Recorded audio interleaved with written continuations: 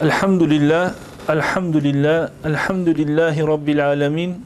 Vessalatu vesselamu ala Resulina Muhammedin ve ala alihi ve sahbihi ecma'in.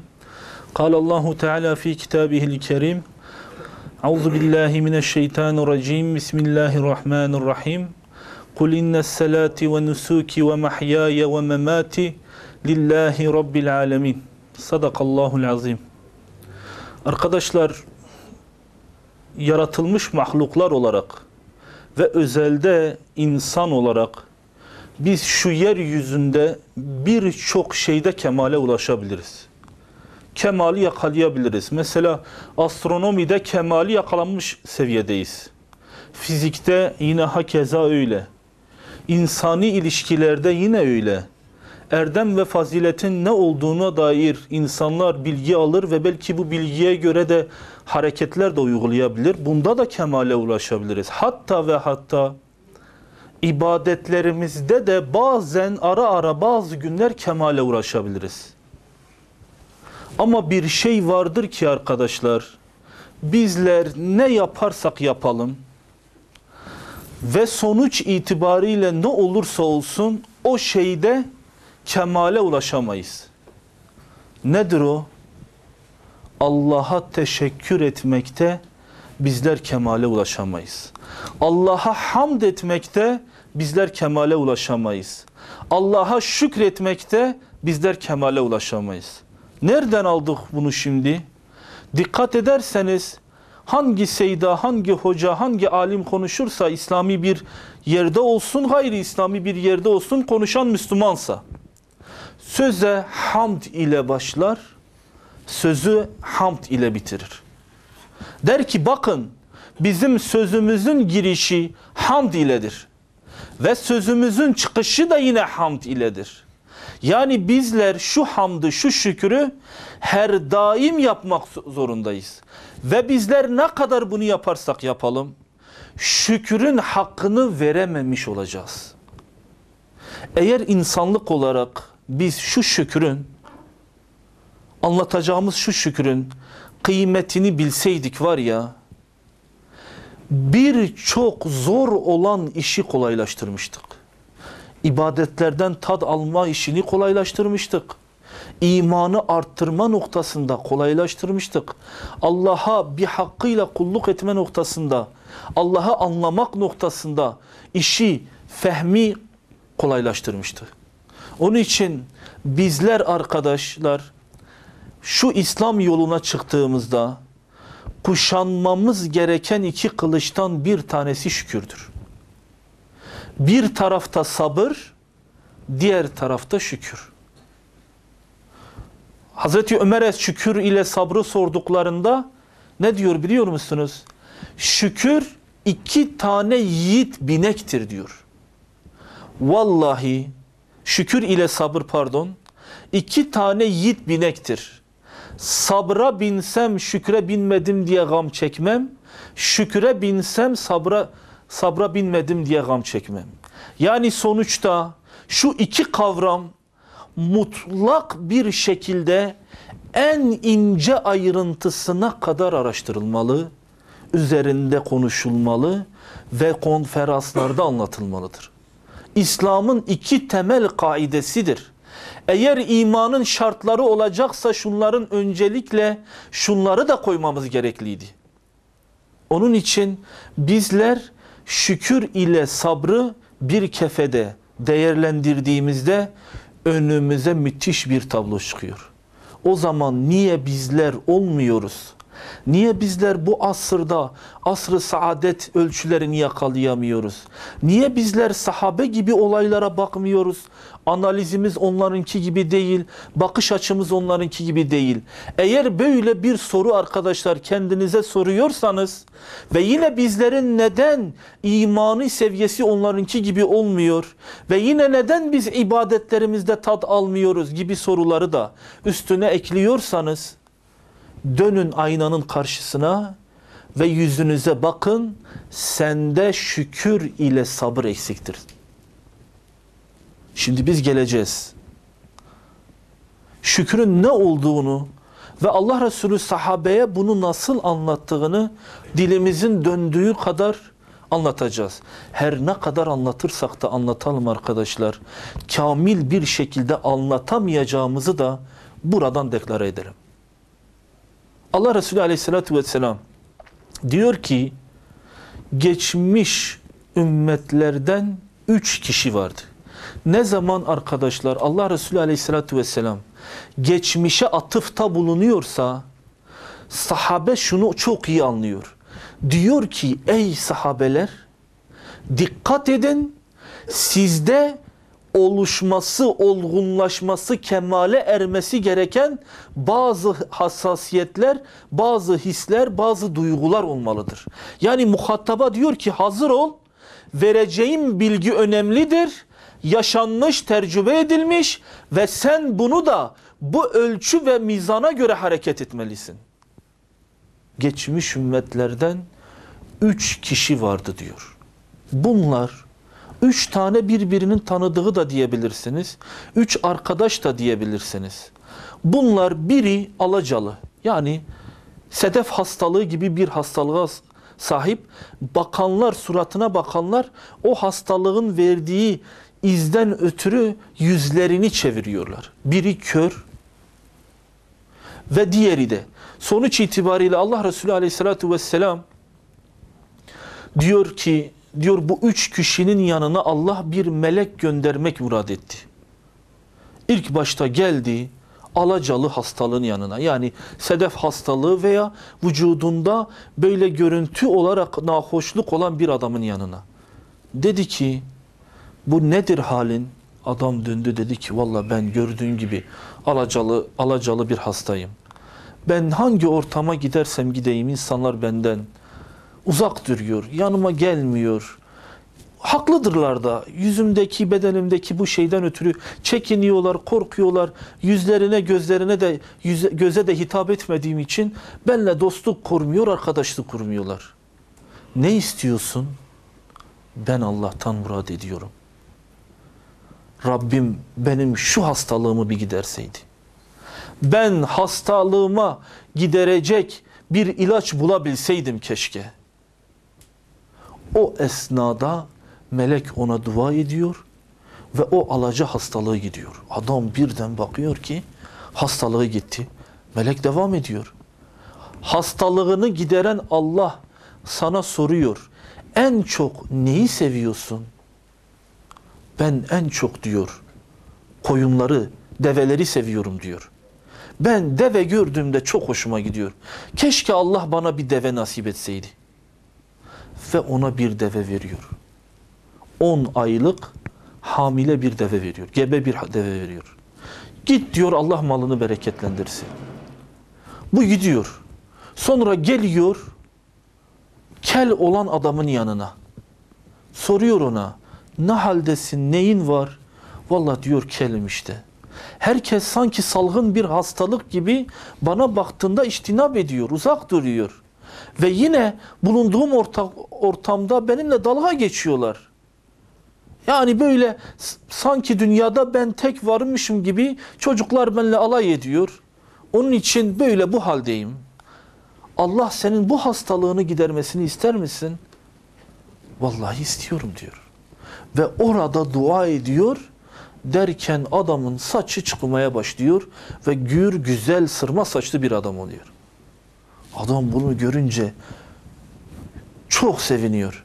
Diyor ki melek başka Allahu Teala seni bu hale sana saç veren Allah sana soruyor. Diyor ki mal olarak ne istersin?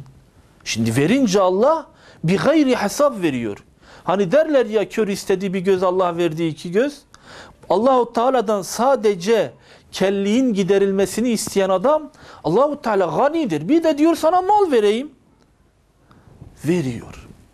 Ne istiyorsun? Valla ben inekleri çok seviyorum diyor.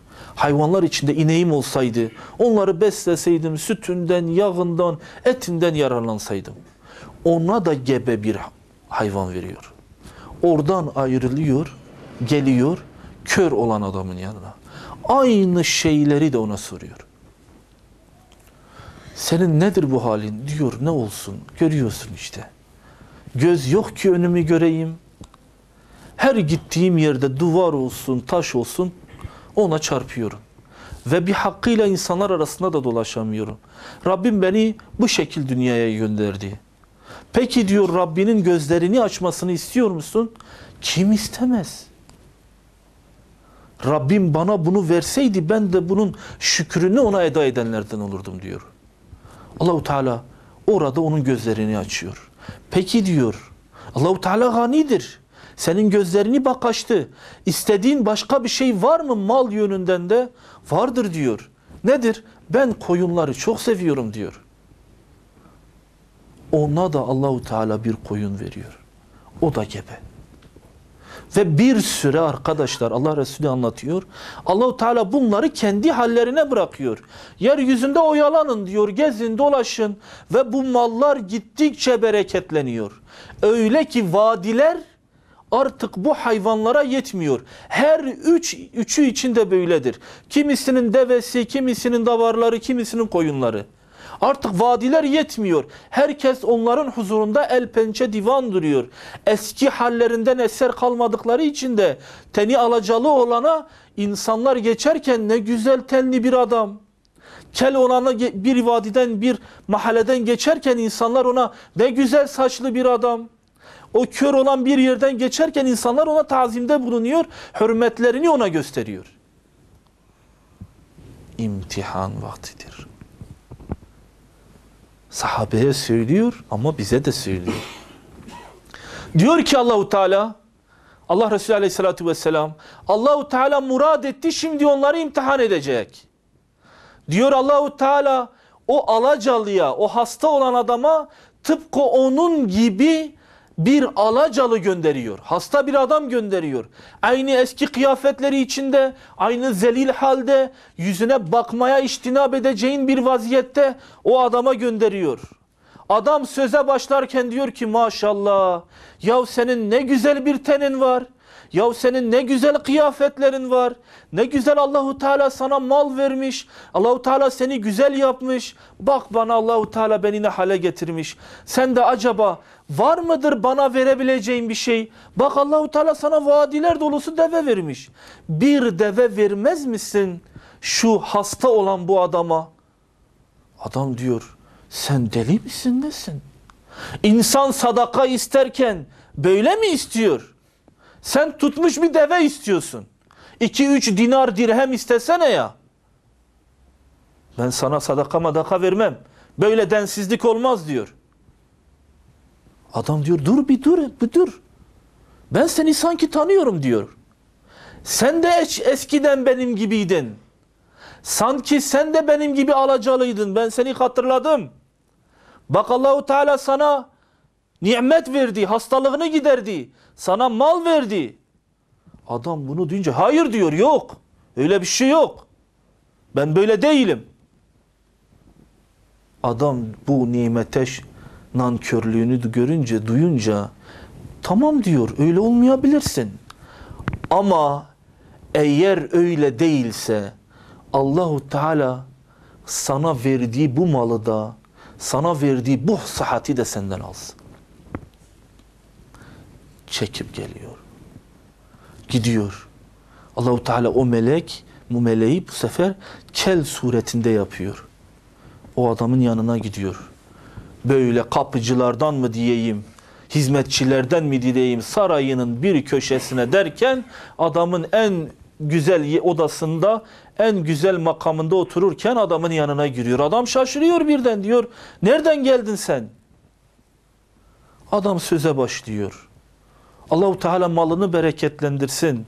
İnsan senin yüzüne bakınca da saçının güzelliğini, yüzünün güzelliğini geçmiş. Bak Allahu Teala sana sıhhat vermiş. Bu yaşa rağmen saçında bir beyaz yok. Başının herhangi bir yerinde kellik yok. Malın da alabildiğince çoktur hizmetçilerinden ta buraya kadar. Allah sana şu malı veren Allah aşkına bir davarın, bir ineğin yok mudur ki şu garibana veresin? Adam diyor, sen zaten içeriye izinsiz girdin. Zaten buraya kadar bu kokunla, bu görüntünle, bu kelliğinle bizim iştahımızı kapattın. Bir de gelmiş benden bir inek mi talep ediyorsun? Bu sözü söyler söylemez melek araya gidiyor. Ben seni tanıyorum diyor aslında. Yüzün bir şeyleri anımsatıyor. Aşinalık var sana karşı bende. Nedir o diyor? Sen de sanki eskiden benim gibi keldin. Adam diyor hayır diyor. Ne kelliği? Benim babam da kel değil, dayım da kel değil, amcam da kel değil. Biz doğuştan böyleyiz, sırma saç doğuyoruz. Eğer öyle değilse diyor, Allah seni o söylediğim gibi yapsın. Oradan da kalkıyor. Geliyor o körün yanına. Bakıyor, aile fertleriyle beraber oturmuş. Bu adam içeri giriyor, selam veriyor. Karşıdaki büyük bir ikram ile selamını alıyor. Geliyor yanına oturuyor. Gelen adam kördür. Melek kör rolünde eski körün yanına gitmiştir. Adam kör, yönünü göremiyor. Alıyor, ihtiram gösteriyor, onun yerine oturuyor. Melek başlıyor konuşmaya. Allah malını da, evlatlarını da, sıhhatini de arttırsın inşallah. Görüyorsun bir amayım, körüm. Ve ben etrafta dolanıyorum. Ben duydum ki senin birçok malın varmış. Acaba var mıdır malların içinde bana verebileceğin bir şey? Bak diyor Allahu Teala sana ne güzel iki göz vermiş, bende yok. Acaba diyor bak sana ne kadar güzel mallar vermiş, o da bende yok. Bende hem mal yok hem de göz yok. O bunu söyler söylemez. Adam dönüp diyor ki ben de eskiden senin gibiydim. Yoktu. Hem göz yoktu hem mal yoktu. Allah lütfiyle beraber ikram etti. Hem gözlerimi açtı hem de bu malı verdi. Peki diyor eğer senin söylediğin doğruysa o zaman sen de cömertlik yap. Sen de bana ver. Şu vadide gelirken birçok koyun gördüm. O vadideki koyunları bana vermez misin? O senin gözlerini açan ve sana şu malı veren Rabbinin aşkına. O şükrün bir iadesi olarak vermez misin? Niye vermeyeyim? Veren o zaten. Veren Allah'tır. O bir gayri hesaptır. Dilediğine hesapsız verir. Yeter ki vermeyi dilesin. Senin istemeni vermeyi de Allah'tır. Tam o koyunları imtihan ya önüne koyacak adam hiç şey yok. Tam verdiği emin olunca melek dönüyor asli suretine. O adama ilk o malı verdiği suretine. Bak diyor. Malın sana bereketli olsun. Ben senin diğer arkadaşların yanından geldim. Onlara da böyle ikramlarda bulunmuştum. Hiçbir tanesi malının şükrünü eda etmedi. Alacalı olan yine eski haline döndü. Allahu Teala onun rengini eskisinden daha kötü yaptı. Bütün malını da ondan aldı. Ve onu zelil bir şekilde eski halde bıraktı. Kel olan saçı da komple gitti ve eskisinden daha kötü zelil bir hale geldi ve hayvanların namına hiçbir şey kalmadı. Sen imtihanı geçtin. Allah Resulü buraya kadar anlatıyor arkadaşlar. Sahabe ve bizler aslında ne anlamalıyız? Eğer Allah size bir mal vermiş ise, eğer Allah size bir sıhhat vermiş ise, size akıl vermiş ise, size göz vermiş ise, ayak vermiş ise, sizler bunun bir iadesini yapmak zorundasınız. Nasıl yapacağız peki? Hadi anladık. Şimdi bir yaratılış mahiyetimiz itibariyle bir ibadet ediyoruz ona. O ibadet bizim kulluk görevimiz olarak telakki ediyoruz. Allahu Teala bizi gönderdi. Şimdi bunların her biri için ayrı ayrı ibadet etmemiz gerekmiyor mu? Gerekiyor. Peki biz bunlar için her biri için ayrı ayrı ibadet ediyor muyuz? Mesela namaz gibi bir farz olan ibadetimiz var ve bizler bunu bir borç olarak telakki ediyoruz. Biz namazı kılmaya takat getirmemiz ile bile bir şükrün vesilesi değil mi? Hatta su içmemiz bir şükrün vesilesi değil mi? Hal böyleyken Allahu Teala herkes dönsün kendi nefsine baksın. Allahu Teala binlerce nimet vermiş. Binlerce nimet vermiş. Bu nimetin edasını nasıl yapacağız? Şükür ile yapacağız arkadaşlar. O zaman bizler şu kıssadan çok iyi anlıyoruz ki Allah Resulü orada ne demek istiyor? Her nimetin şükrü o nimetin cinsiyledir. Allah size göz mü vermiş? Nasıl onun şükrünü eda edeceksiniz? Gidip harama bakmakla o şükür eda edilmez. Maişetiniz kazanmakla o şükür eda edilmez. Nasıl peki hocam? Şu verdiğiniz iki gözü harama bakmaktan sakındırmak bir şükürdür. Allah size mal vermiş. Verdikçe vermiş. Onun şükrü nasıl olacak? Allah yolunda harcamanız onun şükrünü iadedir. Allah size akıl vermiş. Şimdi birileri şunu diyebilir. Hocam, mesela ben Allah'a ibadet etmek istiyorum. Ama benim vaktim yok, başka bir şeyim yok. İşte bu ibadetimi de belli vakitlerde harcıyorum. Ama ben çok zekiyim. Gerçekten kafam çalışıyor. İbadetten başka bir şey yapamıyorum. Allahu Teala sormayacak mı o aklı? Ey kulum, ben sana diğer insanlardan daha zeki bir akıl verdim. Hesabı sorduğunda iade nasıl olacak? Verdin ya Rabbi, ne yapayım? Öyle mi? Hayır. Sen o aklın şükrünü eda etmektesin. Etmek zorundasın. Nasıl? O aklı İslam için harcadığında aklın hakkını vermişsindir. Şükrünü eda etmişsindir.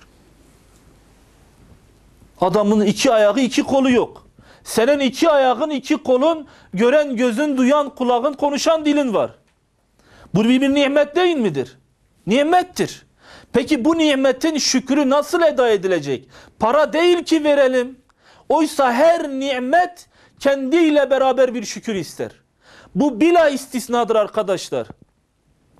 Doğduğumuz andan itibaren her nimet, bize verilen her nimet kendiyle beraber bir şükür ister. Güç vermiş Allah size.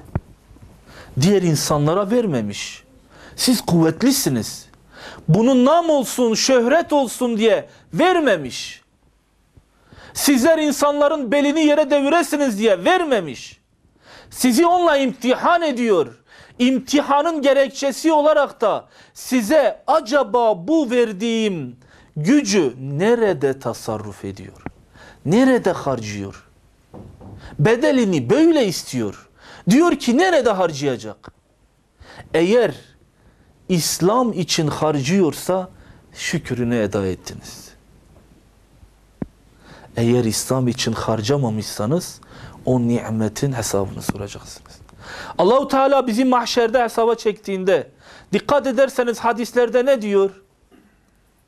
Ömrünü nerede harcadın? Bu niye sorulsun?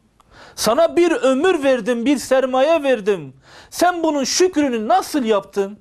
Seni gönderdim, sen unutulmuş iken ben seni hatırladım. Sen atılmış iken ben seni kabul ettim. Sen değersiz iken ben seni halifem yaptım. Sana 70, 60, 20. Sana bir ömür verdim. Bunun şükrünü nasıl eda ettin? Nerede harcadın? İslam için harcamışsan sen şükrünü eda ettin. Değilse zor. Allahu Teala bu şükrü, bu nimeti en ince ayrıntısına kadar bizden soracaktır. Ve elhamdülillah ki bizde bir şeyin bedeli ancak mal ile verilir. Allahu Teala'da ise şükür iledir. Eğer vermek istiyorsanız Allahu Teala'nın size verdiği nimetlerin hakkını Allahu Teala bizden şükür istiyor. Sadece böyle mi anlayacağız şükrü arkadaşlar? Değil. Öncelikle şunu bir söyleyelim arkadaşlar. Bizler bunu, Allah bize verdi bu nimeti. Verdi.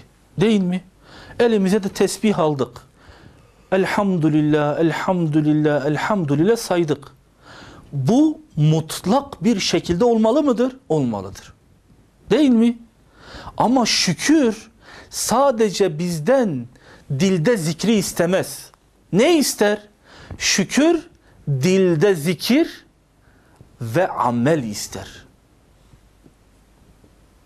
Eğer amel olmazsa, halde amel olmazsa, dilde şükür hiçbir tarafa çekilebilecek bir hali yoktur. Allah-u Teala bir adama vermiş mal. Değil mi? Zengin etmiş de etmiş. Arkadaş bir sofraya oturuyor. Sofranın ucu belli, sonu belli değil. Taamları saymaya herhalde bir tane yazıcı katip lazım. Her gün yediğini, bir gün yediğini ertesi günü yemiyor. İçeceklerin çeşitlerine kadar biliyor. Yemeğin hangi kıvamda pişmesi gerektiğine kadar biliyor. Arabalarının, evlerinin, yanında çalışanların sayısını muhasebeciler tutamıyor.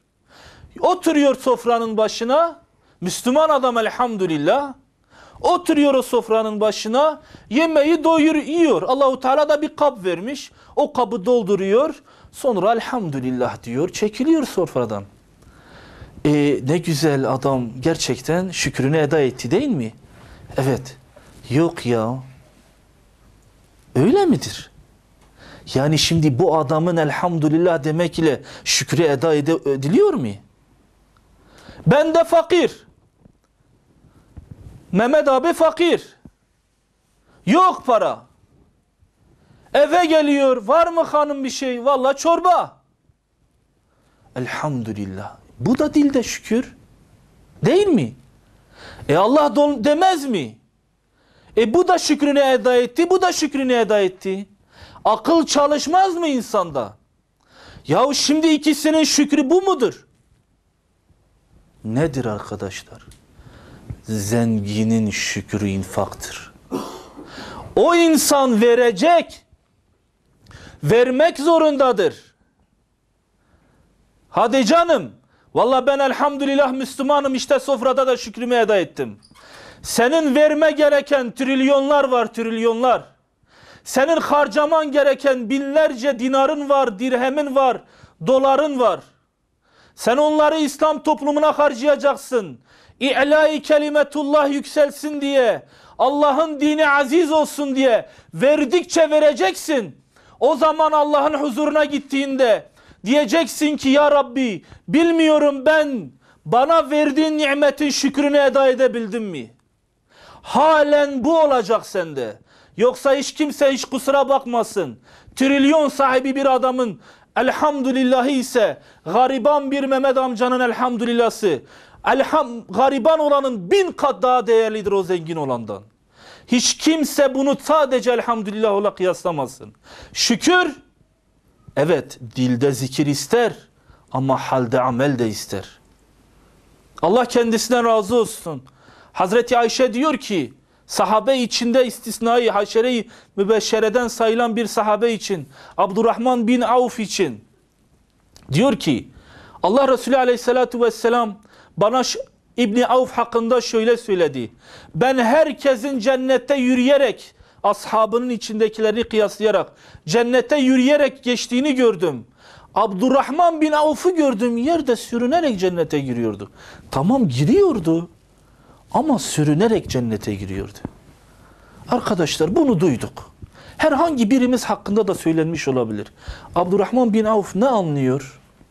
Vallahi diyor, Allah-u Teala bana yardım ederse ben de elimden geleni yapacağım ve o cennete yürüyerek dik bir şekilde gireceğim.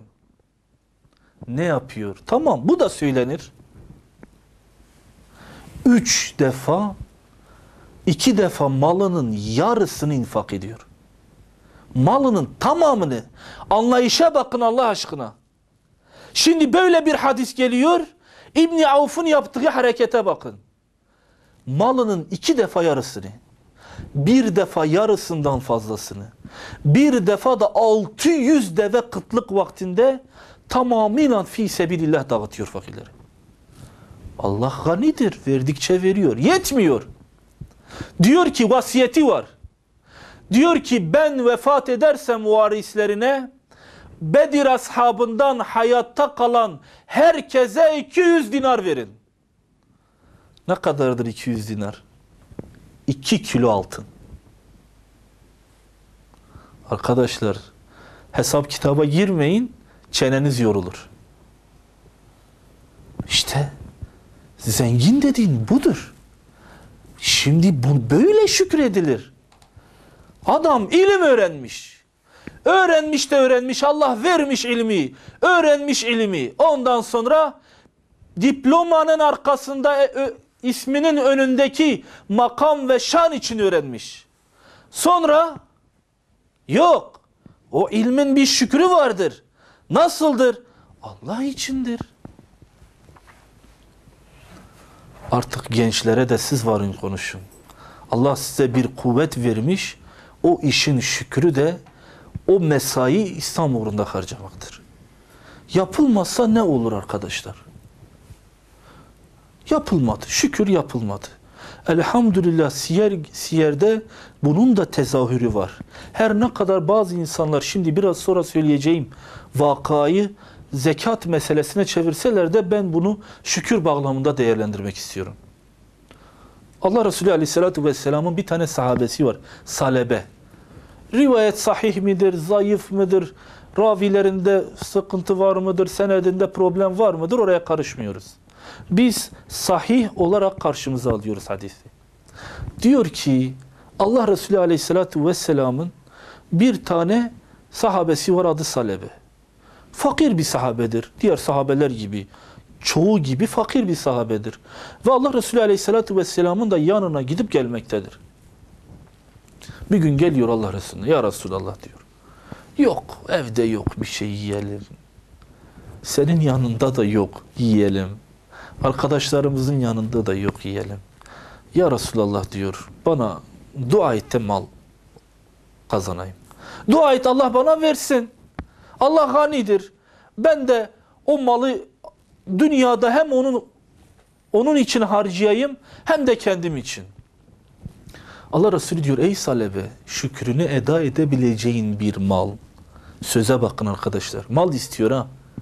Şükrünü eda edebileceğin bir mal. Şükrünü eda edemeyeceğin maldan daha hayırlıdır. Gidiyor. Yani bu kısaca bu senin için hayırlı değildir diyor. Gidiyor. Sonra biraz 2-3 gün geçiyor. Gene geliyor. Ya Resulallah dua et. Dua et Allah bana mal versin. Ben de bu mal ile hem senin yanına geleyim, hem de Allah yolunda infak edeyim, hem de ailem de bundan yararlansın. Ey Salebe! Bak, şükrünü eda edebileceğin bir mal, şükrünü eda edemeyeceğin maldan daha hayırlıdır. Az da olsa daha hayırlıdır. Dua et. Peki. Allah'ım Salebe'ye mal ver. Bu. Allah'ım Salebe'ye mal ver. Arkadaşlar, şimdi nasıl anlatıyorlar? Diyor ki gitti 2-3 bir tane koyun aldı. Kimisi diyor gitti bir ip aldı. Sonra pazara gitti, odun aldı, sonra koyun aldı. Develer diyorlar ki hayvanları tırtılın yavruları gibi çoğalıyordu. Herkes birer birer, üçer dörder doğuruyorlardı. Yani öyle bir şey oluyor. Şimdi vaka nasıl gerçekleşiyor? Diyor ilk başta Salebe ön safta, sonra ikinci safta, sonra üçüncü arka. Şimdi iş var ya, iş onu getirtmiyor. Son anda yetiştiriyor. Öyle kalsa hayır, öyle kalmıyor. Vakit namazlarını geçiremiyor, akşam namazlarında tek geliyor. Sabah namazlarında gelemiyor, yatsıda gelemiyor derken sadece diyor ki ya Allahu Teala bana yeryüzünü tahur kılmış. Allah Resulü'nün yanında kılmazsam da olur. Evde kılarım. Sonra cuma namazları. Şimdi hayvanlar çoğalıyor. Veriyor Allah. Veriyor böyle. Mal çoğalıyor. Bu sefer Medine ovaları yetmiyor. Yeşillikleri onun develerine yetmiyor. Ondan sonra gidiyor. Medine'den de ayrılıyor. Çıkıyor Medine'den. Ovalara, işte yeşillik olan yerlere, develerin otlayacağı yerlere gidiyor. Artık cuma günleri de yok Salebe. Gitti. Soruyor Allah Resulü sahabelere, diyor. Ya Resulullah, ya Allah Resulü diyor, ya ne oldu bu Salebe'ye? Ya Resulullah diyor, başını kaşıyacak zamanı yok. İşi var. Adamın maişeti, işi var adamın. Adam gelemiyor. Çok önemli işi var. Hani bazılarımız gibi var ya, hocam işim var. Yahu sen bu dünyaya geldiğinde sadece çalışmakla mı mükellefsin? Yani senin başka yeryüzünde işin yok. Akraba ziyareti işim var. Vallahi çok işim var. Cami, vallahi hocam işim var. Kur'an, hocam çok işim var. Ya yok mudur? Yani sen sadece çalışan bir makine misin? Yani senin hayati fonksiyonların hiç devrede değil midir? Ya Allah aşkına ya. Ya milattan önceki kölelerin bile gece bir boş zamanı vardı. Senin gece bile boş zamanın yok. Allah etti, İslam diyor ki gece ibadetle geçirin, o da yok. Salebe de böyle. Sonra zekat farz kılınıyor. İnen ayet artık zekatın, Tövbe suresinin 100. ayeti, inen ayet artık zenginleri de malın belli bir miktarını zekat olarak istiyor. Allah Resulü de 2 tane Müslümanı görevlendiriyor. Ondan sonra diyor, gidin yolunuzun üzerinde Salebe de var ve Süleym kabilesinin mensup bir zat var. Bu adam zengindir. Yalnız diyor, bakın giderken zekat malı aldığınızda mesela farz edelim koyunlar içinde en iri koyunu seçmeyin. Yani ideal, normal, hasta da olmasın. Yani normal bir koyun seçin. İlk başta arkadaş ya. Salebe eskiden Allah Resulü'nün sahabesi. Sahabeler de gidiyor, ilk başta Salebe'ye uğruyor. Salebe Allah mübarek etsin, Allah malını daim etsin. İşte o da soruyor Medine'de ne var ne yok. Allah Resulü Aleyhisselatü Vesselam üzerine zekat ayeti indi. Artık zenginlerin belli bir miktarı açtıktan sonra zenginlerden mal alıyoruz Salebe. İşte sebebi ziyaretimiz de senden zekat. Ne zekatı ya? Ne zekatı? Salebe. Senin bir malın var. Allah ayet indirdi. Senden de bu zekatı almak zorundayız. Hayır diyor. Olur mu ya? Ben didine yaptım. Sen biliyor musun ben bu malı kazanana kadar neler yaptım. Camiye bile gelmedim ya. Allah Resulü arkasında namaza bile durmadım ya. Git diyor, ben sonra diyor, yok tamam. Başka ne için gelmiştiniz? Diyor işte falanca kabile, Süleym kabilesinde bir zat. Hele gidin bakın, o adam veriyorsa ben de veririm. İlk başta gidin onda. Sahabe kalkıyor. Gidiyor. Adam büyük bir izzet ikram ile karşılıyor. Zekat memurlarını arkadaşlar. Belki biraz size tuhaf gelebilir zekat memuru. Biz hep vergi memurunun ismini duyuyoruz. Bunlar zekat memurudur ha. Evlerine geldiklerinde minder yok adamların altına sermeye. O kadar hoşlarına gidiyor sahabe döneminde. Zekat memuru gelmiş. Bizde ise vergi memuru gelmiş. Kapatın. Daraba, maraba ne varsa hepsini kapatıyor. Mal dışarıda kalsın. Hepsi kapatılır. Gelen zekat memuru neredeyse Süleym kabilesinin mensubu o zekat memurların ayaklarını öpecek. Ne demek ya? Allah emretmiş. Malımı temizleyeceğini ve bana misliyle vereceğini söylüyor Allah. Seçin diyor. Hatta diyor durun. En güzel koyun, deve, davar hangisi ise çıkarıp, sahabe diyor hayır. Allah Resulü bize emretti. İdeal olanı, en iyisini almayız. Önüne koyuyorlar, gidiyorlar, Salebe diyorlar. Bak Allah kendisinden razı olsun. Bedevi adam. Verdi, sen de ver. Yazık sana. Vallahi diyor, bu sizin istediğiniz haraçtan başka bir şey değil. Geliyorlar. Sonra inen ayet münafıklık alameti olarak onu görüyor. İnen ayeti, Tövbe suresinin 75. ayetini Salebe'ye okuduklarında, akrabaları duyduğunda hemen Salebe'ye koşuyor. Salebe diyor, senin evin yıkıldı. Nasıl? Ebu Leheb gibi neredeyse ayetle zem edildin. Yazık sana, koş, bir an önce tövbe et ve Allah Resulü'nün dizinde otur. Allah Resulü seni affedinceye kadar kendini direğe mi bağlıyorsun? Kendini eve mi hapsediyorsun? Koş. Koşuyor. Mescid-i Nebevi'de salebe büyük bir mahcubiyette. Ya Resulallah, Resulullah yüzünü çeviriyor. Dönüyor bu tarafa. Ya Resulallah, ya Resulullah dönüyor çeviriyor. Ya Resulullah getirdim. 40'ta bir değil mi? Ben 10'da birini getirdim. 5'te birini getirdim. Bitti. Şükrünü eda ettiğin bir mal, şükrünü eda etmediğin maldan hayırlıdır. Arkadaşlar rivayet inşallah sahih midir diyeyim, sahih değil midir diyeyim bilmiyorum. Bu salebe Allah Resulü zekatını almıyor. Hazreti Ebu Bekir'e geliyor, yalvar yakar. Ayaklarına kapanıyor. Almıyor. Hazreti Ebu Bekir, Allah Resulü almadığını hayatta almam diyor. Hazreti Ömer'e korkudan gelemiyor. Git diyor, sen zaten yanıma gelme. Allah Resulü almadı. Onun halifesi almadı. Hattab'ın oğlu Ömer almaya muktedir bile değil diyor. Hazreti Osman döneminde zekatı alınmamış bir şekilde vefat ediyor. Rivayetin ayrı bir ziyadesi de var. Diyorlar ki toprak onu kabul etmedi. Toprak diyor onu kabul etmedi. Şimdi bugünün zenginlerine söyleyelim. Namaz kılmalısınız, kılacaksınız. Hac etmelisiniz, edeceksiniz. Oruç tutmalısınız, tutacaksınız. Zekat vermelisiniz, vereceksiniz. Ama ey zenginler ve ey bazı vasıfları diğer insanlardan üstün olanlar, sizler de size verilen her nimetin şükrünü eda etmek zorunda. Çünkü kişi ya şakirdir ya kafirdir. Allahu Teala iki yol veriyor. Diyor işte şu yoldur.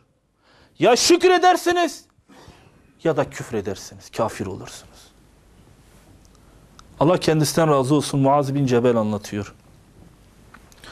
Diyor ki ben Allah Resulü Aleyhisselatü Vesselam'ın yanına gittim. Sabaha doğruydu. Sabah namazından çıktık. Allah Resulü Aleyhisselatü Vesselam namaza durmuştu. Kıyamını uzattı. Kıyamını diyor çok uzattı. Bekledim. Sonra diyor rükuya eğildi. Sonra da diyor secdeye vardı. Diyor bekledim. Güneş doğdu. Diyor ben zannettim ki Allah Azze ve Celle Allah Resulü'nün kalbi, ruhunu secdedeyken aldı. Acaba bakayım ne olmuş diye eğilecektim. Bu tereddüt içindeyken Allah Resulü diyor başını kaldırdı. Döndü bana dedi ki ey Muaz. Dedim ki lebbeyk ya Resulallah.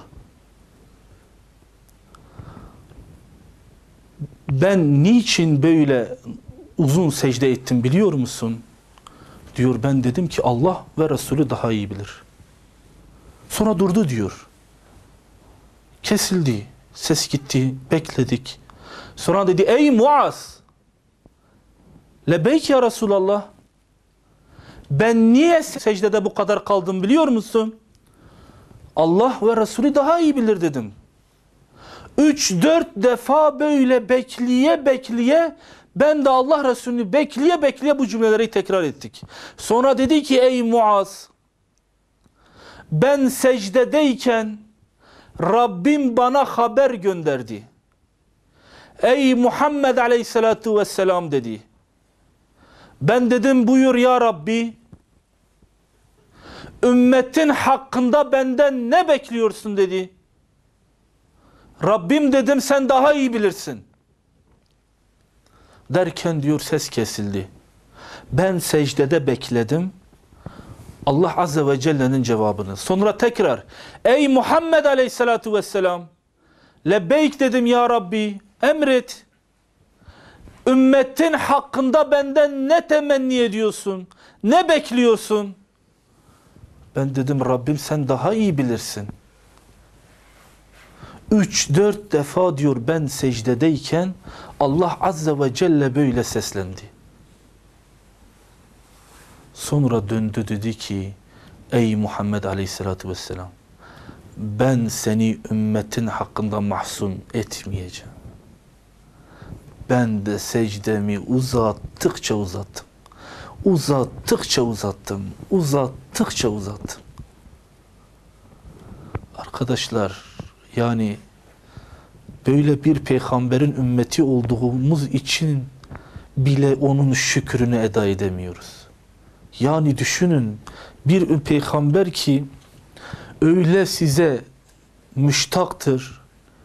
Yani sizin sıkıntıya girmeniz, sizin üzülmeniz, yani şöyle söyleyeyim, sizin fazla ibadet etmeniz bile, ibadeti size zorluk gelecek diye sizin için üzülen bir peygamber. Şimdi Allah aşkına teravih namazı biz diyoruz ki sünnettir. Allah Resulü cemaatle kılmış mıdır, kılmamıştır. Allah Resulü diyor ben kılmadım. Niye ya Resulallah? Farz olur zannederler diye kılmadın. Ya Resulallah, sen bu ümmeti ibadetten uzak kılmak için mi farz kıldırmadın? Hayır, ondan değil. Yapamazlar. Yazıktır onlara. Sünnet olarak bilsinler. Yahu arkadaşlar, yani sadece şu dinin peygamberi için bile insanlar şu canını feda etmez mi? Düşünün, ahiretini perişan etmiş, dünyasını perişan etmiş. Dişi kırılmış, iftira etmişler. Kızını şehit etmişler. Onu yaralamışlar. Ona olmadık eziyet etmişler. Evinin içinde eziyet etmişler. Ve her türlü eza ve cefayı çekmiş. Ve halen bazı ümmeti tarafından da eza ve cefa içindedir. Arkadaşlar, onun için öyle bir haldeysek şükür bizim üzerimize vacip değil midir? Ve son şunları da söylemeden geçmeyelim. Her ne halde olursanız olun arkadaşlar. Şimdi dilde artık anlatamıyorum. Ne halde olursanız olun. Şükür Allah'tan razı olmaktır. Eğer sizler arkadaşlar, bu püf noktadır aslında, altı çizilmelidir. Eğer sizler her ne halde olursanız olun Allah'tan razıysanız şükrünüzü eda etmişsiniz demektir. Nasıl razı olmak? İki kol iki ayak yok. Razıyım. Rabbim vermiş, alan da Rabbimdir, veren de Rabbimdir. Yani nedir arkadaşlar? Şükür her ne halde olursanız olun Allah'tan razı olmaktır. Onun için Rabbim her ne halde olursak olalım şükrümüzü eda etmeyi, Rabbimizden razı olmayı bize nasip eylesin. Bu bağlamda, bu fehm ile, bu anlayış ile ibadetlerimizi ve yaşamımızdaki amellerimizin tamamını şükür eksenli yapmayı bize nasip eylesin. Şimdi şükrün de şöyle güzel bir yanı var. Eğer ibadet şükürle yapılırsa müthiş bir tadı var. Fakirlik bile insana tat veriyor. Zenginlik demiyorum arkadaşlar. Eğer şükrün fehmini iyi anlasak var ya, fakirlik bile insana tat veriyor. Rabbim şükründen tad alanlardan, İslam için verilen her nimeti yine İslam için harcayanlardan eylesin. Ve ahiru da'vana ve elhamdülillahi rabbil alemin.